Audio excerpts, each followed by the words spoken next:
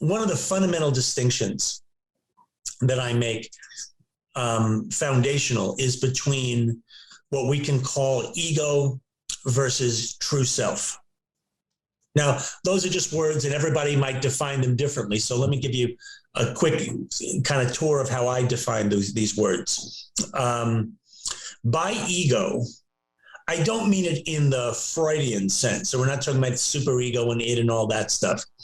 I use ego simply to describe the identity that we all create beginning around age 2. And the purpose of that identity, well, we created that identity out of fear and insecurity. So no one creates an ego out of joy and happiness. We created, well, let me go through the whole story. So prior to the age of 2, we do not yet have what's called self-consciousness, meaning the baby doesn't have a sense of separation between themselves and their mom. They don't even have a sense that they're different. There's not like a me and a you at that age. So they literally experience life as just consciousness, as one open flow. Mm-hmm. And then somewhere around the age of 2, we begin to develop self-consciousness. And I joke that it's like somewhere around 2, we suddenly go, oh, I must be the will everyone's been talking about for all this time, you know? Obviously, it's not that sudden, and it's obviously not a conscious revelation, right. But it is kind of like suddenly you become aware of a me. And that's a big deal. Now, I joke that because of this, all 2-year-olds are basically narcissists. And by that, I mean that they just became self-conscious. So, like, of course, everything must somehow be about them. Right. Now, that's a little bit of a double-edged sword. It seems to be part of our natural development, our brain development, whatever.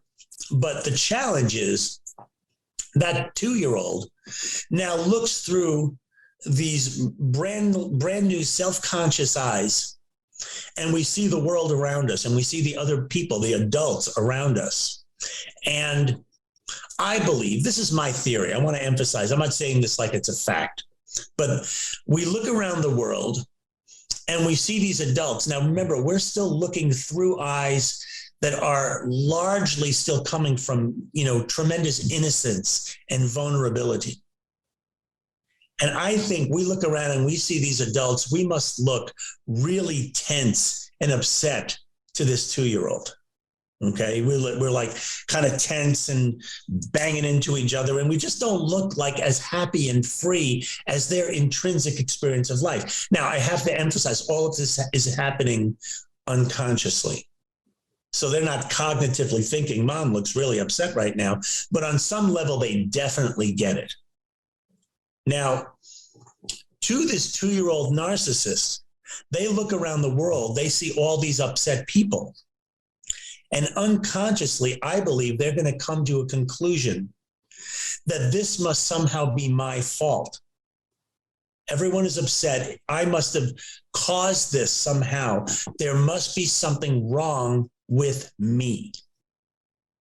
So this is my explanation for why we create this ego, this identity, because now the unconscious mind, which according to some studies is literally 1 billion times more powerful than the conscious mind, if you think of them like computers. The unconscious mind now says it's not safe for us to be different than our tribe. This is old wiring, 100,000 years ago. If you got thrown out of your tribe, you were dead. You were saber-toothed tiger food or something. So that wiring still exists in us, this primal survival level wiring. So the unconscious mind says, we got to do something. We have to figure out how are we going to fit in with these other people. And so we create an identity just in order to fit in.